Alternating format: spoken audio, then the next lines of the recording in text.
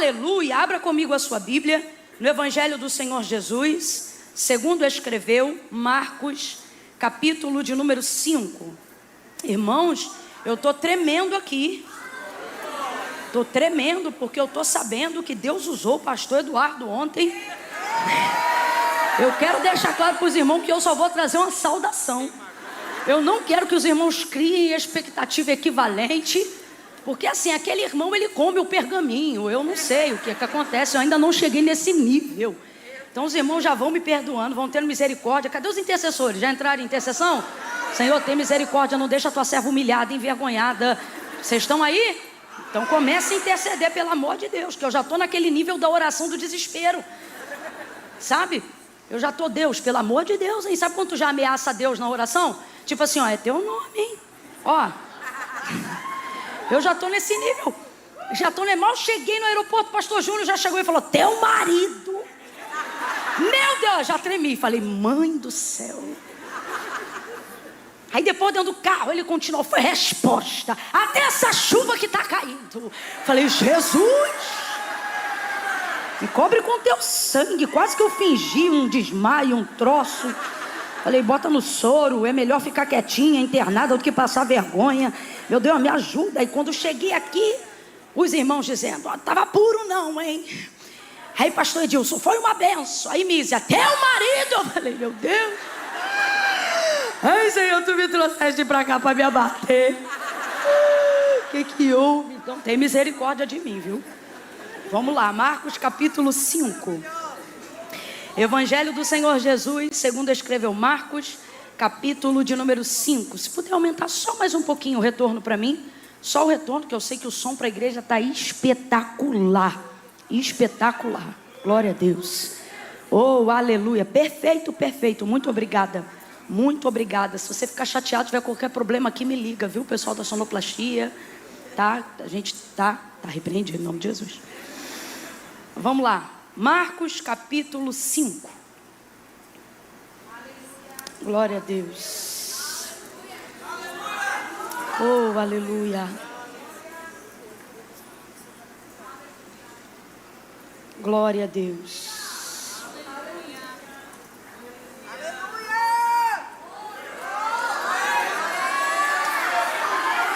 Versículo 25 em diante. Certa mulher que havia 12 anos que tinha uma hemorragia, que já havia padecido muito à mão de vários médicos e despendido tudo o que tinha, sem contudo nada aproveitar, pelo contrário, indo a pior. Ouvindo falar de Jesus, veio por detrás, por entre a multidão, e tocou na sua veste, porque ela dizia consigo mesmo, se tão somente eu tocar nas suas vestes, sararei. Imediatamente ao tocar, se lhe estancou a hemorragia e sentiu no seu corpo estar curada do flagelo. Jesus, conhecendo que de si mesmo saíra poder, voltou-se na multidão e perguntou, quem tocou nas minhas vestes? Responderam-lhe os discípulos, vês que a multidão te aperta e dizes, quem me tocou? Porém ele olhava em redor para ver a que isso fizera. Então a mulher, que sabia o que tinha acontecido, temendo e tremendo, aproximou-se, prostrou-se diante dele e lhe declarou toda a verdade. E ele lhe disse, filha, tua fé te salvou. Tua fé te salvou. Filha, tua fé te salvou. Vai em paz e ser curada deste teu mal. Estando ele ainda falando, chegaram alguns da casa do principal da sinagoga, a quem disseram, tua filha está morta, por que incomodas o mestre? Porém Jesus, tendo ouvido essas palavras, disse ao principal da sinagoga, não temas, crê somente. É a segunda oportunidade que eu tenho nesse período de 2 anos, de poder retornar a essa casa. E eu me lembro que na última ocasião eu pude falar bastante sobre Jairo, mas o Senhor ele me deu uma nova perspectiva dentro desse mesmo texto, e hoje o coração se inclinou pelo Espírito Santo, para que nós possamos caminhar nessa direção. Vem algo novo aí. Eu vou contar de 1 a 3, e quando eu disser 3, você vai liberar uma palavra ainda antes de assentar, Uma palavra que determina o rumo profético daquilo que Deus te confiou como verdade para esse ano de 2024. Quando eu disser 3, você vai olhar para quem está ao seu lado e vai dizer para esta pessoa: sustenta a tua fé. Meu Deus! Só isso que você vai dizer. Sustenta a tua fé. Ah, Camila, mas a minha fé não é tão grande. Não importa. Tudo que está para acontecer depende da fé que você aguenta sustentar agora. Tá bom? Então, quando eu disser 3, você vai dizer para quem está ao seu lado. Mas diz daquele jeito. Sabe assim, quando você compra uma coisa que você pensa que não vai dar conta de pagar e tu tem que dobrar o plantão, mas tu paga? É tipo isso, o Senhor está dizendo, sustenta. Sabe quando a gente era criança que botava um pouquinho mais de comida no prato e percebia que não ia aguentar, mas tinha uma mãe, um pai um pouco mais rígido na área da educação, que não aceitava desperdício, principalmente se a família fosse mais pobre. E aí quando você dizia, não quero mais, aí a mãe dizia, engole.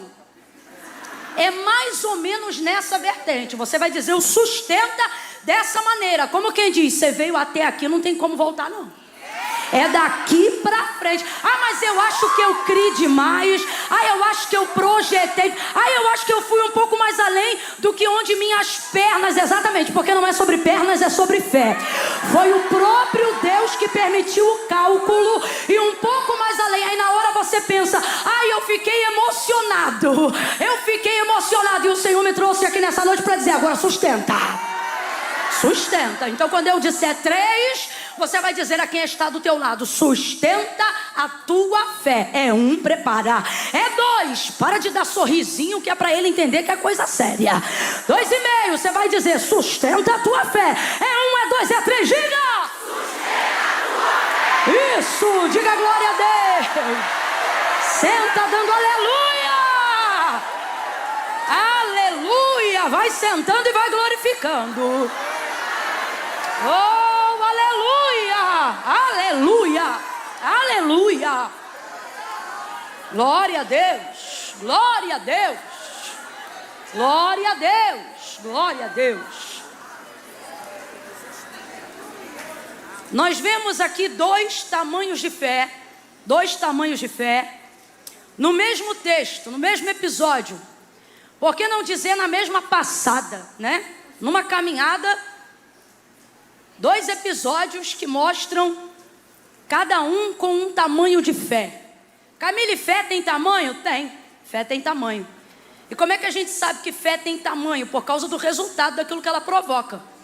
João, quando tira um tempinho curto para poder falar sobre fé, é como se ele estivesse simulando um diálogo, onde na verdade não é um diálogo, é uma pergunta retórica que ele está fazendo, nos levando a uma reflexão. Como se alguém estivesse perguntando assim para ele, ao perguntar para a gente, mostra-me a tua fé.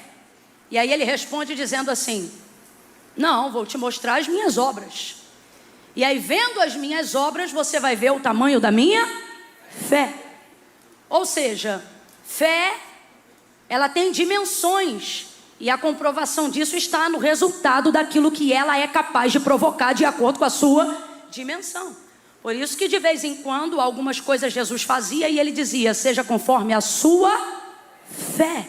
Ou seja, não é conforme eu pedi, não é conforme eu determinei, mas é conforme o plano que você estabeleceu, porque você creu, porque você projetou, porque você veio até aqui. E aí tem até um pouco a ver com aquilo que nós dissemos lá no início, sobre o homem fazer planos e o selo vir da parte de Deus. Por isso que o homem de Deus, a mulher de Deus, ele faz planos e ele consagra isso ao Senhor, para que o Senhor possa confirmar. Não é para o Senhor execrar, não é para o Senhor rasgar o papel, é para ele selar, confirmar, acrescentar nos planos que já foram feitos. Então nesse texto, nós temos basicamente 2 tipos de fé, 2 tamanhos de fé e 2 resultados diferentes. Aparentemente, a fé da mulher do fluxo de sangue é sem dúvida, incontestavelmente, uma das maiores fés apresentadas no Novo Testamento. Por quê? Porque ela inaugura um método novo, algo que ninguém ainda antes dela havia realizado. Havia um testemunho de Jesus. Qual era o testemunho? O que as pessoas ouviam falar sobre Jesus? Elas ouviam dizer que a todos quanto ele tocava, estes eram curados. Então esse era o testemunho de Jesus. A fé vem pelo quê, gente? A fé vem pelo ouvir, e o ouvir da palavra de Deus. Então Jesus é o verbo vivo e a palavra que se dizia sobre ele, o testemunho que se dava dele e que edificava a mulher do fluxo de sangue, que há 12 anos jazia numa hemorragia terrível que trazia sua vida à decadência, não só financeira, mas social, emocional, enfim, uma série de coisas ruins que estão acontecendo ao longo dos anos através da vida, ou melhor, na vida daquela mulher, por causa da hemorragia que ela tinha. Essa mulher vai vir ouvindo falar de Jesus. Isso aqui é uma coisa tão simples, né? A gente sabe que a fé vem pelo ouvir e o ouvir da palavra, pela palavra de Deus. Então a gente sabe qual é o combustível da fé? Palavra. Normalmente é a palavra. É a palavra que produz a fé que você precisa. Então quando você diz assim, eu não estou me sentindo com muita fé, na verdade o que está te faltando é palavra. Você precisa se apropriar de palavras, verbalizar palavras. Existem coisas na nossa vida que jamais vão ser resolvidas com a nossa mão, jamais vão ser resolvidas com o nosso pé. Todas as vezes que eu falo isso, eu me lembro de Ezequiel, capítulo de número 37. Quem está acompanhando, diga amém. Ezequiel, capítulo de número 37, o Senhor leva ele numa visão que retrata a condição de Israel naqueles dias. E o Senhor deixa ele no meio daquele vale que estava cheio de ossos e os ossos estavam como? Sequíssimos. E dentro daquele retrato, o Senhor não diz para ele, arruma, mete a sua mão. Não, o Senhor pergunta para ele, filho do homem, poderão viver esses ossos? Ele diz, Senhor Deus Jeová, tu sabes. O que ele está dizendo? Desse vale eu não sei nada, mas do Senhor eu sei o suficiente. Suficiente para quê? Para saber que tu fazes o que tu queres. Aí ele disse, então profetiza, filho do homem. E ao contrário do que a gente pensa quando lê rapidamente, Ezequiel não começou a profetizar não. Quando ele diz, então profetiza, filho do homem, ele ficou caladinho. Foi o Senhor que começou a falar para ele o que ele tinha que falar. Porque profeta de verdade não inventa nada, só repete o que já foi dito.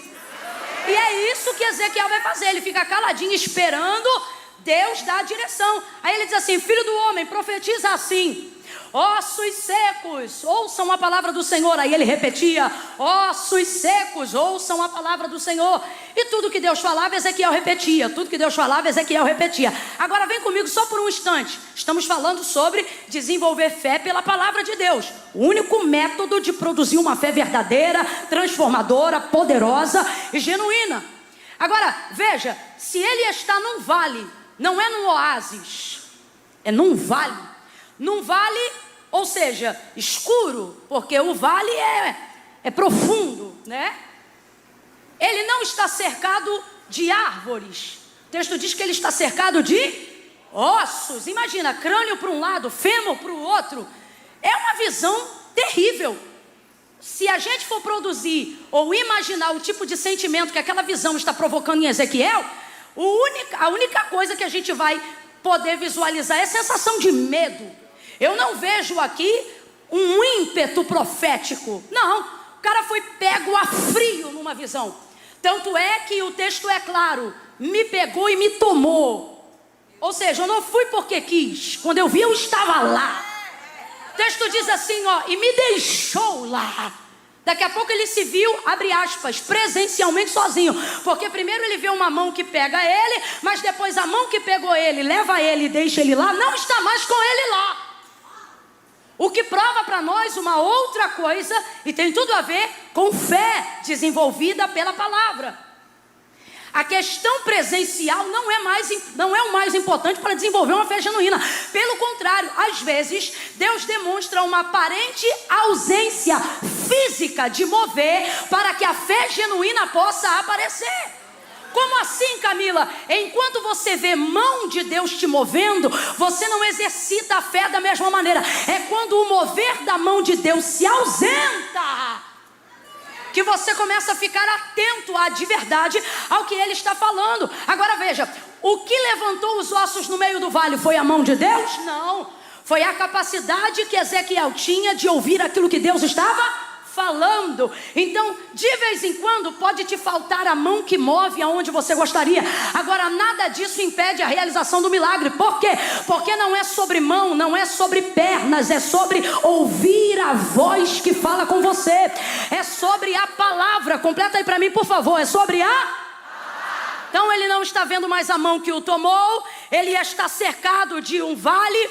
num vale cheio de ossos, certamente sentindo a princípio um pouco de medo, mas o texto diz que ele segue repetindo aquilo que Deus está falando.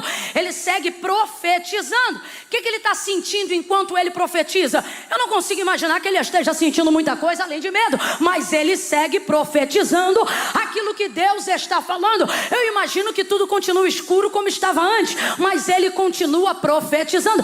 Não há nada que aqueça a alma dele naquele momento, mas ele continua profetizando. E nas primeiras palavras proféticas não há mover algum no vale. Ele está profetizando é no eco, está profetizando é na voz, está profetizando é na solidão mesmo. O texto diz que demora um pouquinho. Não é que o texto diz que demora, mas se você analisar, você vai ver que primeiro ele profetiza de 3 a 4 coisas, para só lá pela quinta, quando Deus diz assim para ele, ó, diga-lhe assim, filho do homem, porque parece que nada acontecia. Aí Deus vai dizer assim, diga-lhe assim, filho do homem, vento dos 4 cantos sopra sobre este vale. E aí ele dizia, vento dos 4 cantos sopra sobre este vale. E enquanto ele repetia isso, aí o texto diz que começou a ouvir um barulho. Então veja como desenvolvimento de fé não tem associação alguma com sentimento, mas com a capacidade que você tem de reproduzir repetidamente uma palavra que você recebeu, mesmo quando aparentemente toda a realidade parece paralisada diante do que você está profetizando. É exatamente isso que está acontecendo no vale. Quem está entendendo, diga amém. Mas ele segue profetizando. É assim que nós desenvolvemos a fé. Você vê o marido ficando cada vez mais viciado, e quanto mais viciado ele fica, mais você repete, esse aí vai ser pastor, esse aí vai ser obreiro, esse aí vai ser um homem de Deus. E você vai vendo por um tempo a paralisia, o contraste entre a realidade e a fala. Mas o que é fé? Fé não é a capacidade que eu tenho de sentir, fé é a capacidade que eu tenho de profetizar o que eu sei, mesmo quando eu não estou sentindo nada. Se Ezequiel, imagino eu, fosse dar voz ao que ele sentia antes de haver um mover naquele vale, certamente ele daria voz ao seu medo. Nós somos muito rápidos em dar voz ao nosso medo, mas somos vagarosos em dar voz à nossa fé. Sentimos-nos constrangidos em falar do que ninguém acredita, em falar do que não combina com a realidade, em falar do que Deus falou sobre nós, em repetir o que Deus disse a nós. Ficamos com medo de sermos taxados de louco, ficamos com medo de parecer que aquilo que estamos falando não vai acontecer. Só que o compromisso daquilo que Deus entrega não é com quem recebe, é com Ele que promete. E aí a gente acaba não verbalizando aquilo que Deus falou. Mas Ezequiel verbaliza. Eu tenho para mim que quando ele viu cada osso se juntar ao seu osso, o medo que estava antes ficou até maior. Porque quando Deus começa a mover e você percebe aonde você está, às vezes quando o milagre começa, o medo aumenta. Só que o texto diz que ele continuava profetizando. Agora vamos supor que Deus tivesse feito isso de uma outra maneira. Só por um instante, acompanhe o raciocínio. Imagine que Deus tivesse pego o mapa do esqueleto humano e tivesse dado a Ezequiel. E tivesse dito assim, Ezequiel, é assim que se constrói, ó. O fêmur, a bacia na espinha, espinha nisso, crânio, coloca assim, desce dessa maneira. Se ele tivesse um mapa do esqueleto humano e com as mãos, sem precisar dizer nenhuma palavra, ele pudesse unir cada osso ao seu osso, ele também seria capaz de fazer essa obra. Mas ela não seria tão perfeita por 2 motivos. Primeiro, ele jamais saberia se o osso do fêmur que ele está colando na bacia é o osso da mesma pessoa. Segunda coisa, imagine o tempo. Eu quero que você diga após mim, diga tempo. O tempo que levaria para ele fazer isso com as mãos. Mas às vezes nós queremos usar o tempo da revelação profética para fazer com as mãos o que não temos coragem de fazer com a voz, o que não temos coragem de fazer com a língua, o que não temos coragem de fazer com a boca. E gastamos anos anos da nossa vida fazendo com a mão, na força do braço, na força dos pés, na força do dinheiro, na força da influência, tornando físico aquilo que Deus deixou claro na visão. Qual é a clareza da visão? Deus não disse arruma com a mão, Deus disse filho do homem, profetiza. Camila, eu ainda não entendi, vai entender agora. Deus está dizendo, você está cansado porque está dando para a mão um trabalho que estava na tua língua. Você está cansada porque está dando aos pés um trabalho que estava na tua boca. Camila, eu ainda não entendi, vai entender. Deus está dizendo, o lugar que eu te coloquei agora não se faz obra com a mão, é com a boca. Abre a tua boca e profetiza. Ezequiel profetizava, ele dava voz ao que Deus falava. Agora eu te pergunto, se é Deus que está falando, porque quando Deus fala a Ezequiel, o vale não se arruma?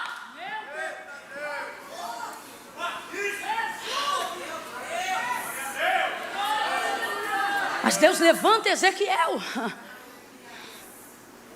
Deus levanta Ezequiel para que o que tem que acontecer seja feito por intermédio dele, mas passe por ele, por Ezequiel. Escute isso aqui.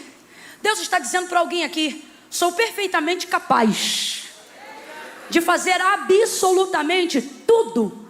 Por mais contraditório, contra a sua realidade que pareça, eu vou fazer o que eu falei. Agora, Senhor, se tu vais fazer, se tu és capaz, por que eu não estou vendo essa realidade da minha vida? Porque Deus está dizendo, não é porque eu vou fazer que significa que eu admita que vou fazer sem você. Você quer ver? Quando o Senhor determinou que iria ressuscitar Lázaro, depois que já estava morto há 4 dias, Ele chamou os seus discípulos e disse assim, Lázaro, nosso amigo dorme, mas eu vou despertá-lo. Vamos voltar lá. Aí disseram assim, Senhor, não volta lá não. Última vez que a gente saiu debaixo de pedrada, de paulada. Se a gente voltar agora lá, vão matar a gente. Se ele dorme, deixa que ele vai despertar. Os discípulos estão fugindo. Aí Jesus diz assim, Lázaro é nosso amigo.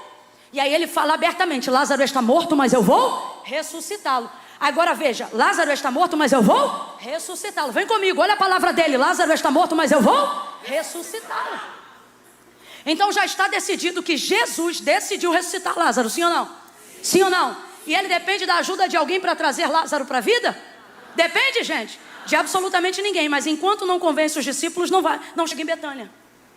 Aí depois chega em Betânia, enquanto não convence Marta, que é a primeira pessoa que recebe ele, não ressuscita Lázaro. Aí depois de convencer Marta, ele diz, cadê Maria? Aí Marta chama Maria e ele convence Maria. As mesmas palavras que ele disse para Marta, ele também diz para Maria. Eu sou a ressurreição e a vida. Ainda que ele esteja morto, ele vai ressuscitar. Terceira e última coisa, olha o que vai acontecer. Se Jesus já sabia que ele estava morto, sabia que era 4 dias, e já estava decidido a ressuscitá-lo, Jesus também sabia onde ele estava sepultado, sim ou não? Sim ou não? Mas não foi lá, disse para Marta e Maria, me leva.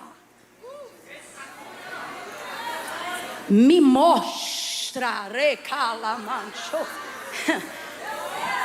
Tem coisa na nossa vida que está como o vale de Ezequiel, seco.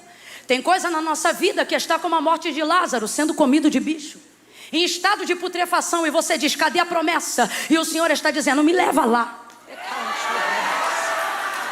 Aí o que o Senhor falou, Deus também dizia o que Ezequiel tinha que dizer, mas os ossos não se moviam à medida que Deus falava, se moviam à medida que Ezequiel profetizava.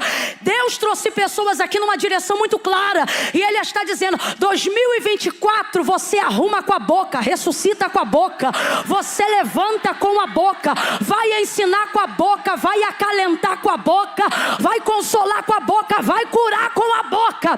A Bíblia diz que a língua, ela pode ser inflamada pelo inferno, mas uma língua cheia do Espírito Santo é o avivamento que responde um clamor da igreja. Pegue na mão de alguém, eu estou sentindo uma graça de Deus tão grande aqui. Não segure de qualquer maneira não, faça ele entender, segure aí, que ele não chegou numa noite comum, numa noite de entretenimento gospel. Eu não sei se você é da casa ou se você é visitante, mas aperta a mão de alguém e diga assim, você sentou ao lado de um profeta. A minha boca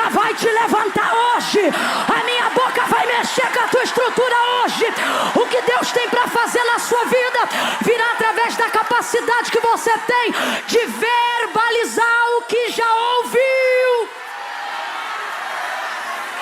Vou falar como Deus está mandando. Por que não verbalizas o que ouve? O que o diabo fala, você repete. A fofoca que te contaram, você repassa. Mas a profecia que você ouviu, você vive calado. Remaia canchobria sai.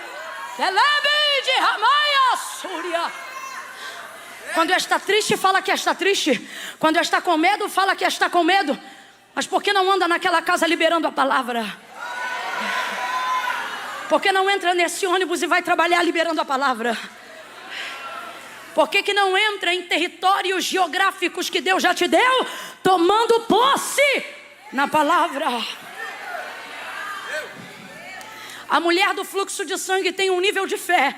E ela mostra pra gente qual é a receita. Ela deixa claro pra gente qual é a receita. Ela desenvolveu essa fé, não foi do nada não. Olha pro teu irmão e diz, não é do nada não. Não é do nada não. O texto é claro. O texto é claro. Ó, 12 anos, hemorrágica, padecendo na mão de vários médicos, despendido tudo que tinha, sem aproveitar nada. Pelo contrário, indo a pior. Porém, ouvindo falar. Sua boca reproduz aquilo que você dá crédito ao ouvir. Isso que sua boca tem que reproduzir. A pergunta é, por que estás dando crédito a palavras desgraçadas? Reproduzindo maldições. Ao invés de verbalizar e de liberar a palavra que Deus te entregou. Essa mulher ouvindo falar de Jesus. A fé que ela desenvolveu não foi do nada. Foi uma fé baseada naquilo que ela... Eu sempre digo isso. Melhore o que você ouve e você vai melhorar o que você fala.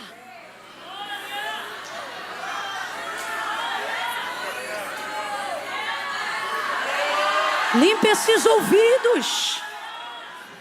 Só ouve fofoca, só ouve conversa fiada. Só ouve disse-me disse. Só ouve noticiário de desgraça. Meu Deus, o algoritmo da sua rede social só mostra calamidade, porque você ouve uma, passa para outra, ouve uma, passa para outra, ouve uma, passa para outra. Aí você começa, tá sabendo disso, tá sabendo daquilo, e só começa a reproduzir. E detalhe, vai reproduzindo na vida das pessoas aquilo que você está cheio. Vai reproduzindo medo, vai reproduzindo incredulidade, vai reproduzindo distanciamento, vai reproduzindo frieza espiritual, vai reproduzindo escândalo, vai reproduzindo pecado, vai reproduzindo maledicência. Por quê? Porque só empresta os seus ouvidos para ouvir aquilo que não edifica. Por isso a boca de algumas pessoas parece que a língua não é língua, é um defunto. Fétida. Cheia de vermes. Agora, olha a condição dessa mulher. Ouvindo falar de Jesus, sabe o que é maravilhoso? Ela dava mais atenção ao que Jesus fazia do que a como ele fazia.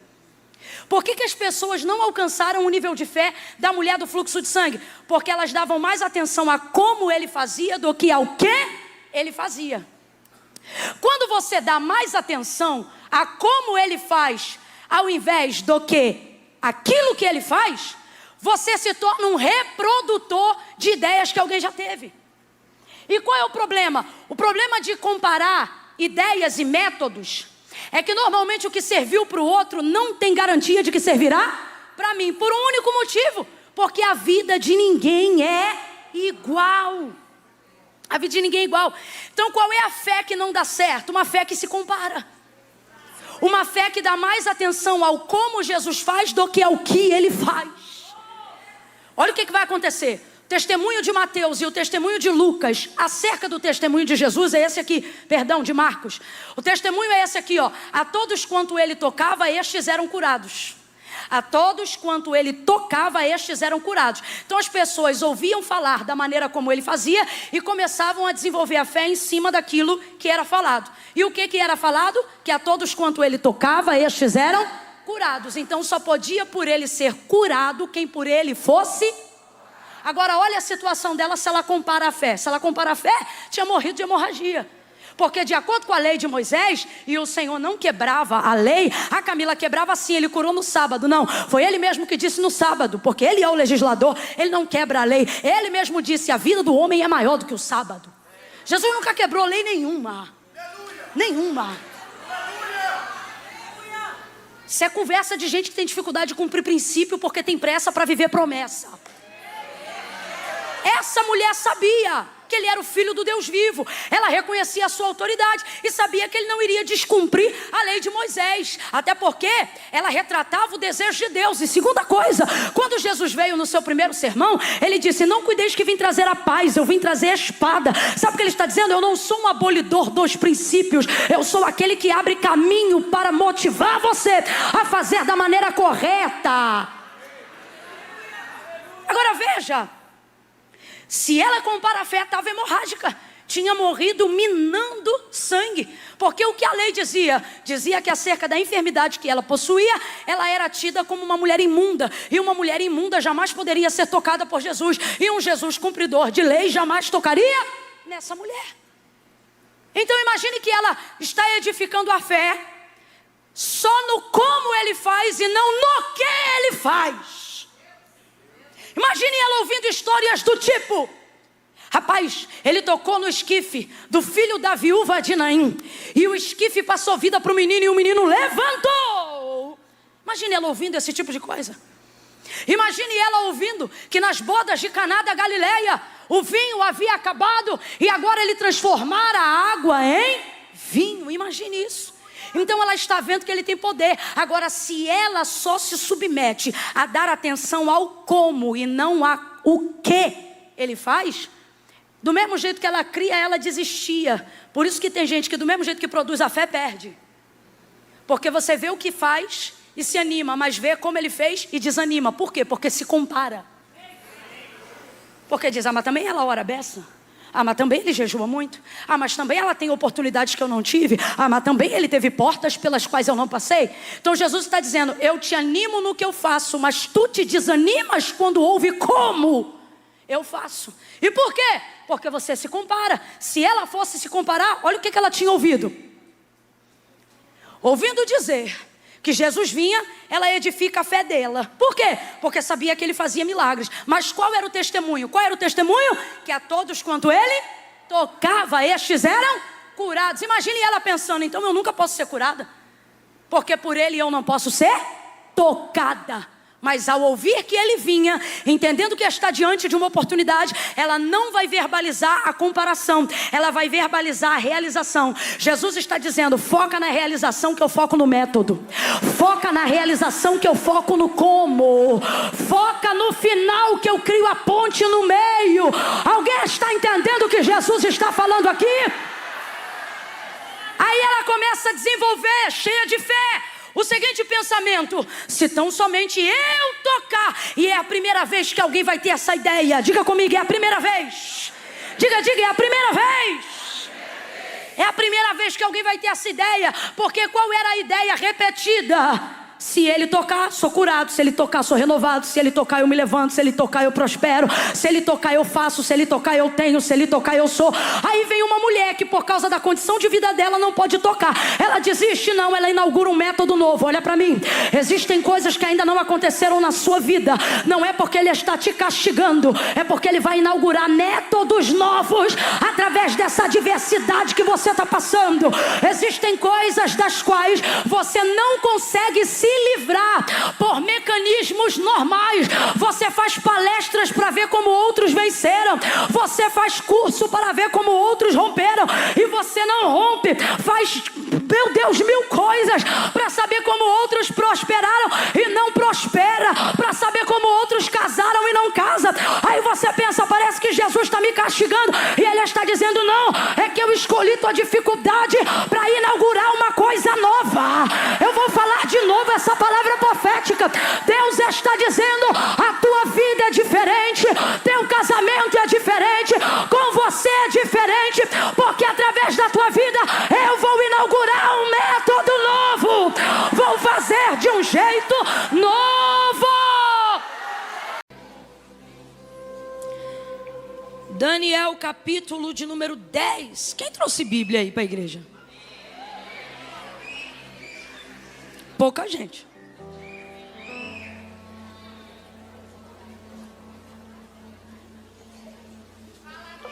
Vou falar. Não é todo lugar que eu sinto te falar isso não, viu? Ter uma Bíblia de papel, irmãos, é um privilégio absurdo. Absurdo. Não estou desmerecendo nenhum aplicativo, viu? A Bíblia é a Bíblia onde quer que ela esteja. Se isso não fosse verdade, logo que o Afeganistão foi tomado por aquele grupo que ficou muitos anos fora, como chama? Que perseguiram, como chama? Isso. Cara, vocês aí, fecha comigo. Cola comigo que tu passa de ano. Se a Bíblia, se a palavra de Deus não fosse a palavra de Deus em qualquer lugar, logo que o Talibã voltou a ter o domínio do Afeganistão, eles não teriam logo naquelas primeiras semanas, né, os primeiros 15 dias, decapitado, apedrejado, queimado e matado várias mulheres, porque eles estavam passando em revista quem tinha o aplicativo da Bíblia Sagrada. Isso prova que a palavra de Deus é a palavra de Deus aonde quer que ela esteja. Amém ou não amém? Amém. Então veja, não é uma crítica, é um conselho. Qualquer outro livro é um livro, mas a Bíblia é o livro.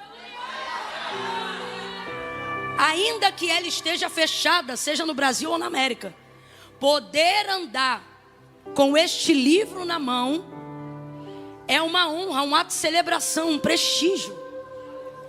Eu sou da época que você via se a pessoa era crente de verdade, no sentido de que tinha-se muita vergonha de andar com o livro da capa preta. Hoje em dia, a Bíblia tem de várias cores, várias formas, vários tamanhos, mas naquela época era só capa preta. Todo mundo sabia, quem estava com o livrinho da capa preta era uma Bíblia. E eu me lembro que eu demorei muito a sair na rua com a Bíblia na mão. Demorei muito. Não nasci num lar cristão. E eu demorei a beça, porque eu sabia que no dia que eu saísse com a Bíblia na mão, minha galera toda ia saber que eu estava crente de verdade. Falei, mano, se eu sair com a Bíblia... Meus amigos jovens que tinham se convertido junto comigo, eles levavam a Bíblia enrolada numa sacola para a igreja. E tirava a sacola na porta da igreja para entrar com a Bíblia. Por quê? Porque este livro tem um significado que nenhum outro jamais terá. Seja aberto ou seja fechado. Então isso é um privilégio muito grande. Tem gente que já amarrou a cara. Tu só quer ouvir mel, né? Já fez. Mas nem começou, porque ela está se metendo nisso. Uai, tu veio na quinta profética. Deus fala como quer. É um conselho, não é uma crítica, é um conselho. Não é uma crítica, eu vou falar a terceira vez, é um conselho. Eu já disse e repito, a Bíblia é a palavra de Deus em qualquer lugar, mas guarde o que eu estou lhe dizendo. Estamos vivendo dias onde farão de tudo para tirar esse material da sua mão. Então, à medida que a gente usa isso aqui na rua, é o protesto silencioso mais poderoso que o cristianismo pode provocar com uma imagem. Então, se você é cristão, não se envergonha disso, use a Bíblia, leve a Bíblia, ande com a sua Bíblia. Olha os pensamentos agora. Mas se não tiver no coração, tudo que está no seu coração manifesta na sua existência, transborda em você. De verdade. Qual o problema da Bíblia aparecer? Agora, qual o problema dela começar a sumir? Tem que pesar isso na balança. Vamos fazer uso de toda a liberdade que temos no cristianismo, aonde estamos. Isso conta muito na nossa geografia. Quem entendeu, diga amém. Amém. Quem ficou irado, diga glória a Deus. Vai passar. Vai passar. Daniel capítulo 10.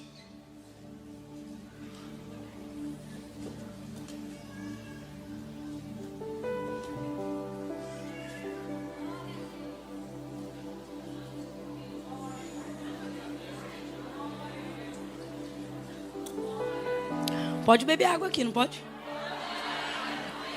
Então por que você está me secando? Ai, dando glória aí. Versículo 7 em diante. Daniel 10, do 7 em diante. Deus me deu essa palavra para essa igreja. Eu, Daniel, tive aquela visão. Os homens que estavam comigo nada viram, mas caiu sobre eles um grande temor e fugiram para se esconder. Fiquei, pois, eu só, e tive esta grande visão, e não restou força em mim. Desfigurou-se a feição do meu rosto, e não retive força alguma em mim. Contudo, ouvi a voz das suas palavras, e ouvindo a voz das suas palavras, eu caí com o rosto em terra, profundamente adormecido. Certa mão me tocou e fez com que me levantasse. Deixa eu ler essa versão aqui, ó. E eis que uma mão me tocou e fez que me movesse sobre os meus joelhos e sobre as palmas das minhas mãos. E ele disse: Daniel, homem muito amado, atende às palavras que te vou dizer e levanta-te sobre os teus pés, porque te fui enviado. Ao falar ele comigo estas palavras,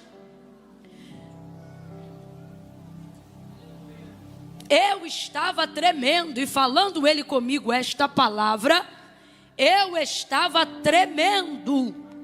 Versículo 12. Então me disse: não temas, Daniel, porque desde o primeiro dia em que aplicaste o teu coração a compreender e a humilhar-te perante o teu Deus, são ouvidas as tuas palavras, e eu vim por causa das tuas palavras. Diga amém por essa palavra. Glória a Deus. Eu vou contar de 1 a 3. Quando eu disser 3, você vai liberar uma palavra que determina o rumo profético daquilo que Deus nos confiou como verdade para a nossa vida nessa noite. Quando eu disser 3, você vai olhar para quem está ao seu lado e vai dizer assim: você aguenta assim. No 3, te acalma. Quando eu disser 3, você vai olhar para só isso. Você vai dizer: você aguenta assim. Isso é uma afirmativa, tá? Você aguenta sim. E o que, Camila, que eu aguento? O que o céu tem para te comunicar. Você aguenta sim. O que Deus confiou a você, você aguenta sim. O cumprimento das promessas e da palavra que repousa sobre a tua vida, você aguenta sim. Aguenta sim. Você aguenta sim. É 1, respira. É 2, prepara. 2,5, não olha para mim não, olha para ele. 3, diga. Você aguenta sim. Você aguenta. Aguenta. Sacode o ombro dela aí de aguenta. Aguenta sim. Você aguenta sim. Você aguenta sim. Você pensa que não aguenta, mas aguenta sim. Aguenta. Você aguenta. Você pensa que a depressão vai te consumir, mas você aguenta. Aguenta sim. Você pensa que vai ficar refém de medicamento controlado a vida toda, mas você aguenta sim. Aguenta. Há uma palavra de Deus sobre a tua vida, há uma palavra de Deus sobre a sua casa. E tudo que existe, tudo que há, diz o autor da carta aos Hebreus, foi feito não por prova material do que se vê, mas foram criados pelo poder da sua palavra.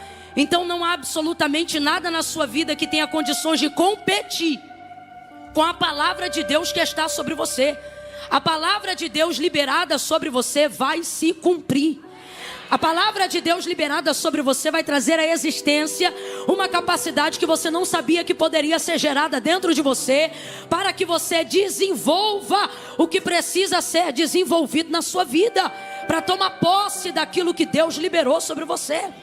Camila, mas eu me sinto tão incapaz, eu me sinto tão distante daquilo que Deus quer de mim, ou até daquilo que Deus tem para me dar. do que Deus tem para mim, eu me sinto tão longe. É porque Deus escolheu de fato as coisas que não são para confundirem aquelas que pensam que são. Então, na verdade, sua vulnerabilidade só faz o farol de Deus ficar cada vez mais sobre você. Aquilo que você considera extremamente frágil em você e que você pensa que é um motivo para não viver o que Deus tem, é na verdade um dos critérios pelos quais você foi escolhido. Porque esta fraqueza, ela não te desabilita, ela te empurra para o altar. Você acha de verdade que essa reunião aqui é a reunião dos fortes? É a reunião dos melhores? Não, irmãos, vamos nos voltar à humildade, apesar de toda a honra de desfrutarmos da glória e da presença de Deus nesse recinto. A verdade é que os mais capazes não estão aqui. Estão aqui aqueles que reconhecem que não são suficientemente capazes em si mesmo para seguirem. Eu vou dizer algo que Deus está mandando aqui.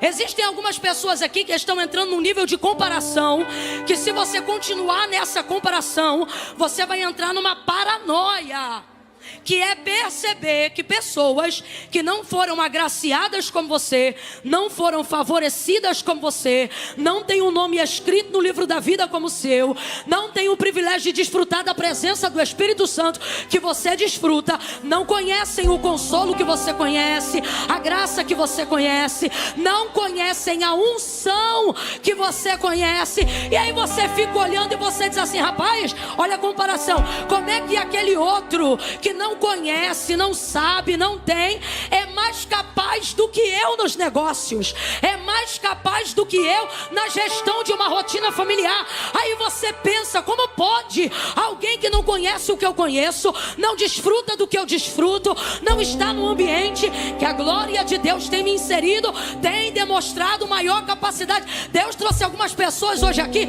e Ele está dizendo: é verdade, o outro tem maior capacidade, por isso eu escolhi você. E te digo mais, não é que você não tem capacidade para explodir, é que eu estou te colocando em processo de implosão, para você aprender que a tua potência é minha glória, que a tua unção vem de mim, e que quando eu te colocar numa posição equivalente aos teus iguais, e alguém te perguntar numa entrevista, numa revista, numa matéria ou num podcast: como é que você chegou aqui? Eu quero que da sua boca saia a verdade. Qual? Não fui eu, é dom de Deus, graça de Deus, poder de Deus, glória de Deus. Foi Ele, não eu. Deus trouxe algumas pessoas aqui que estão com alguns questionamentos, algumas comparações, e Ele está dizendo: quem te esmaga sou eu. O teu próximo, você tem potência para explodir, mas por que não explode? Deus está dizendo: porque meu processo contigo é de implosão, para você nunca esquecer que a glória é minha e não é tua.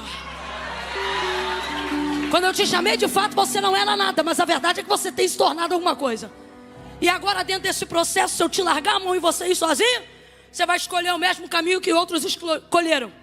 Você não vai usar Deus para a glória de Deus, você vai usar Deus para a glória de seu nome. E você pensa: jamais, Senhor, eu te amo. Só que o Senhor está dizendo: quem conhece o caminho do homem sou eu. E eu me lembro das orações que você fazia quando ainda não tinha a potência que tem hoje, e dizia: Deus, não deixa eu me perder de ti, não deixa eu me esquecer de ti. Tua presença vale mais para mim. Agora, passar por esse processo esgaça muito. E não esgaça só o emocional, não. Neuroses e etc. Não. Esgaça tudo. Só que Deus hoje te trouxe aqui para organizar alguns pensamentos através da palavra. Porque você não será sucumbido pelo plano de Deus. Não. Você não será sucumbido pela graça, pela unção. Não. Camila, por que você está usando esse comportamento? Porque é o tipo de comparação que você faz. Se eu tenho, se Deus é comigo e tal, por que eu não rompo? Por que eu estou num processo? Deus está falando comigo aqui. Eu não começo a introdução de mensagem assim, não. Os exegetas já estão murmurando. Mas Deus está sendo claro demais hoje aqui. Deus nos trouxe nessa noite para respostas. Porque tem gente hoje que saiu de casa e falou: Senhor, se tu não falar diretamente comigo,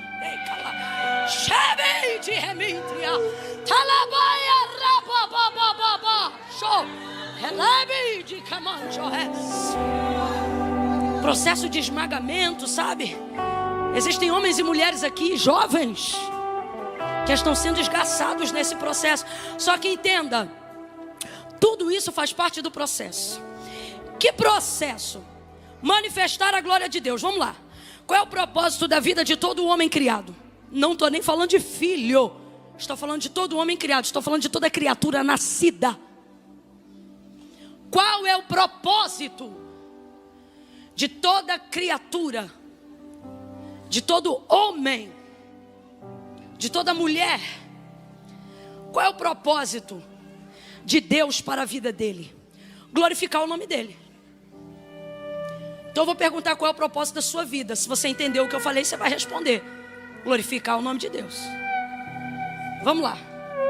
Qual é o propósito de Deus para a sua vida? Isso. Quem inventou isso? Camila? Não. Isso é um princípio bíblico. Porque dele, por ele. De novo.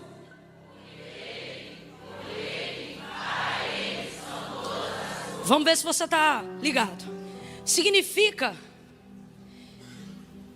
que quando Deus criou você, Ele estava pensando em quê? Deixa eu ver se você entendeu.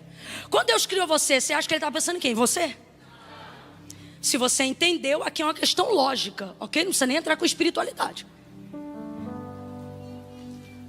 Se dele, por meio dele e para ele, são todas as coisas, comece a sufocar o seu ego agora mesmo, compreendendo a primeira coisa: quando Deus me criou, Ele não estava pensando, Ele estava pensando. Se você está com raiva disso, é porque tua vaidade já está transbordando. Significa que você está muito distante do propósito. Quando eu compreendo que eu sou para a glória de Deus. Não, Camila, mas a minha casa, a minha família, eu estou falando de origem de existência. E a palavra de Deus nos garante que todo ser criado, antes de ser gerado no ventre da sua mãe ou retirado da semente de seu pai, ele nasceu no pensamento de Deus. Jeremias vai falar uma palavra que eu acho linda. Ele diz assim: tu me teceste de um modo terrível e maravilhoso no ventre da minha mãe. Alguém aqui já viu aquele processo do tecelão? Fio a fio. Essa epiderme aí, essa pele que você carrega, de acordo com o profeta Jeremias, e no entendimento de criação de Deus para ele, ele está dizendo: tu me fizeste fio a fio. Oh, aleluia. Então, veja, dentro desse processo, eu entendo que quando Deus me criou, não era em mim que Ele estava pensando. E isso não me entristece, isso me alegra. Porque se Ele estava pensando nele, tudo o que Deus faz é bom, perfeito e agradável. A vontade de Deus é boa, perfeita. Então, se eu nasci da vontade de Deus, se Deus me criou, e isso aqui não é romantismo não, as estrelas Ele chama uma a uma pelo nome. Você acha de verdade que não há um plano específico de Deus para a sua vida? O salmista vai salmodiar no Salmo de número 8 e ele vai dizer assim: pouco menor do que os anjos o fizeste, mas de glória o vestiste e o coroaste. Ele está apontando para o Messias, é claro, mas está apontando para o Messias na sua humanidade carnal, messiânico, como o próprio Salmo aponta. Mas o que isso significa? Significa que o homem é o pináculo da criação de Deus. Então, se as estrelas Ele chama pelo nome, se toda a criação Ele delegou uma ordem e Ele cuida, ao homem muito mais. Até porque se assim não fosse, e quando eu falo homem, falo de gênero humano, até porque se assim não fosse, depois de haver criado todas as coisas, Ele não teria dado o governo delas ao homem. Ele traz o homem para esta terra e Ele diz: tudo está aqui, governe sobre todas as coisas. O homem é o pináculo da criação de Deus. Então nós fomos criados para a glória de Deus. Camila, se isso é verdade, por que eu não me encontro o meu propósito? Na verdade você já encontrou. Vamos lá, vou de novo. Você foi criado com que propósito? Vamos lá, você foi criado com que propósito? Por quê? Por quê? Mas por que você vive por aí dizendo: Deus, qual é meu propósito? Por que você vive por aí dizendo: Deus, Qual é meu chamado? É a pergunta que eu mais ouço. Por que você fica nesse questionamento? Porque a verdade da verdade é que nós não procuramos coisas que façam sentido para a glória de Deus. Procuramos coisas que façam sentido. Procuramos o que nos dá prazer. Procuramos o que nos dá status. Procuramos o que nos dá popularidade. Procuramos o que nos dá seguidores. Porque dentro de uma natureza caída, desenvolveu-se a ideia de que o reconhecimento da sociedade, baseado no que a gente tem, faz a gente ser quem a gente quer ser, sim ou não?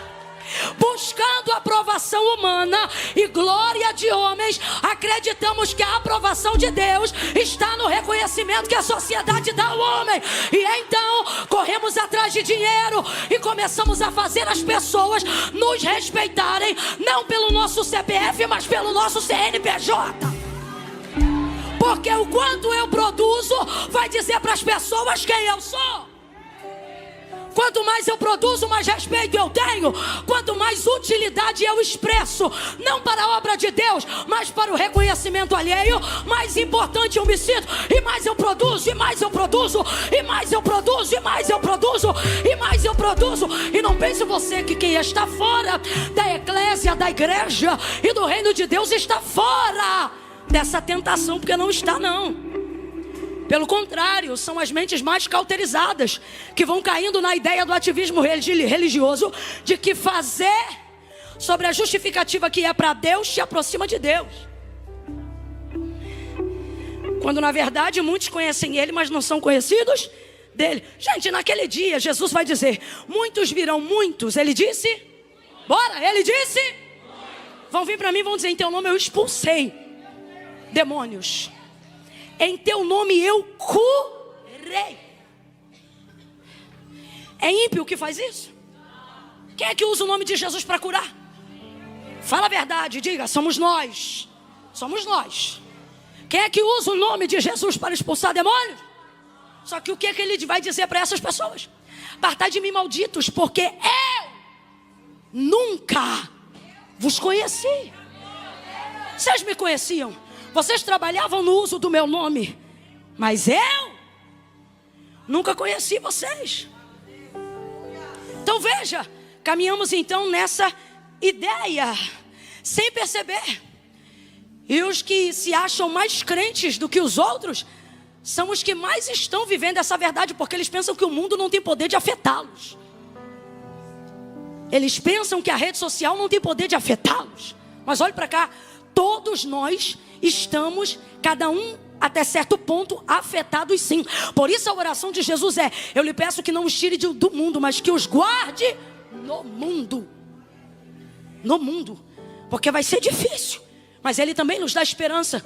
Ele diz: eu venci o mundo.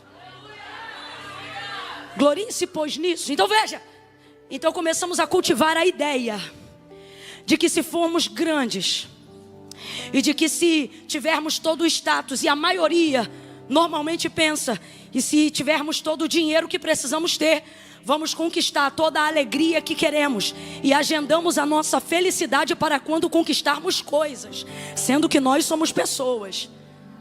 E pessoas não se saciam de coisas.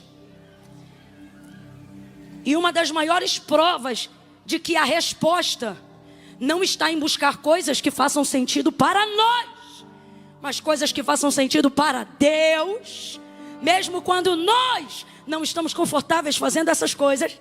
A maior prova é que o maior índice de suicídio está na classe média alta. Pessoas que conquistam, o maior índice, isso aqui é um dado estatístico, eu não estou inventando. Por que lá? Porque lá estão as pessoas que agendaram, na maioria das vezes, ok?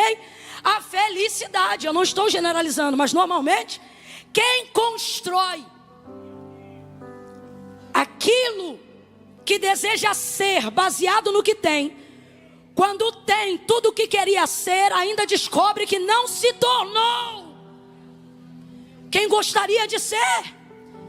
E é nessa hora que, vendo que não há mais nada para conquistar, a vida perde completamente o significado. mesmo tendo seguidores, mesmo tendo arroba, mesmo tendo patrocínio. Eu estou falando a linguagem do século 21 para todo mundo entender. Mesmo tendo o reconhecimento do povo, mesmo tendo o apoio da massa, nada disso é suficiente. E por que não? Porque estamos numa busca desenfreada daquilo que faça sentido para nós, alinhando a nossa visão com o que o mundo pede. E sem perceber, não nos tornamos mais pessoas, mas algoritmos sociais. Alguém está entendendo o que Deus está falando aqui? E baseado nessa expectativa, vemos que não damos conta, porque é muita grandeza para quem é barro, é muita grandeza para quem é pó, porque você pensa que vai fazer cumprir a promessa que Deus te fez. Você pensa que é seu esforço, você pensa que é o seu dinamismo que vai fazer cumprir a palavra que Deus tem sobre a sua vida. E eu não estou pregando para o mundo, eu estou pregando para a igreja.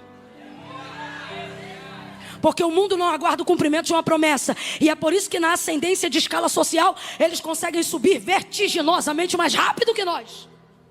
Porque eles não estão debaixo de uma palavra. Mas nós, aguardando o cumprimento de uma palavra, pensamos em preparar todo o cenário. Um cenário que deveria estar pautado na obediência e na capacidade de Deus, e não nossa. Haja vista que não fomos escolhidos por aquilo que fazemos, mas justamente por quem não somos. Esquecemos-nos disso e começamos a achar que já somos o suficiente para darmos uma ajudinha para o que Deus falou. E então começa a trabalhar mais, e começa a fazer tudo mais, e começa a faltar ceia para dobrar o plantão, e começa isso, e começa aquilo, e começa assim, e começa assado. E você vai ficando esgaçado. Agora, eu trago de Deus aqui uma palavra. Se isso é para a glória de Deus, prepare-se, porque vai vir compensação na saúde, vai vir compensação nas finanças, vai vir compensação na revelação da sua vida espiritual. Agora, se isto é para respaldo e para a glória dos homens, prepare-se. O lugar mais alto que você chegar no mundo ainda estará o mais distante possível de Deus. Por isso Agostinho vai dizer algo tremendo, e é bom citarmos ele bem aqui no mês da Reforma Protestante. Ele disse o seguinte, baseado em Mateus capítulo 16, versículo 24 em diante. Quando Jesus disse assim: se alguém quiser vir após mim, negue-se a si mesmo, tome sobre si a sua cruz e siga-me.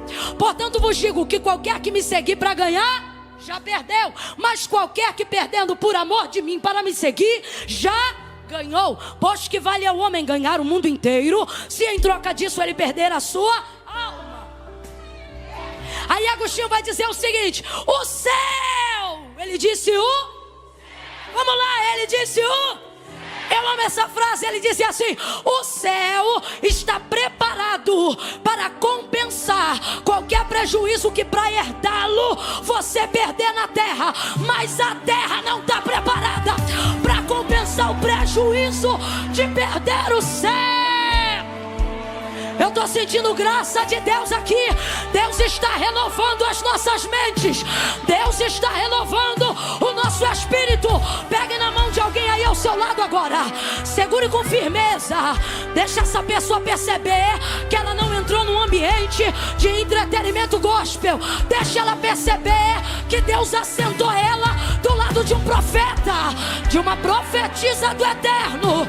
Segure a mão dessa pessoa e diga para a glória de Deus, diga para a glória de Deus: sofrimento é treinamento, mas para a glória dos homens, para a glória dos homens. Status, prestígio é lápide para sepultura. Deus está dizendo: eu vim para te dar vida, vida com abundância, vida com plenitude. E a única maneira de você acessar isso é fazendo para a glória de Deus. Pregue para a glória de Deus, cante para a glória de Deus, ore para a glória de Deus, ame para a glória de Deus, invista para a glória de Deus, dirija para a glória de Deus, abrace para a glória de Deus, forme família para a glória de Deus, sustente um casamento para a glória de Deus. É para a glória de Deus, é para a glória de Deus. Senão não vai fazer sentido, não vai fazer sentido.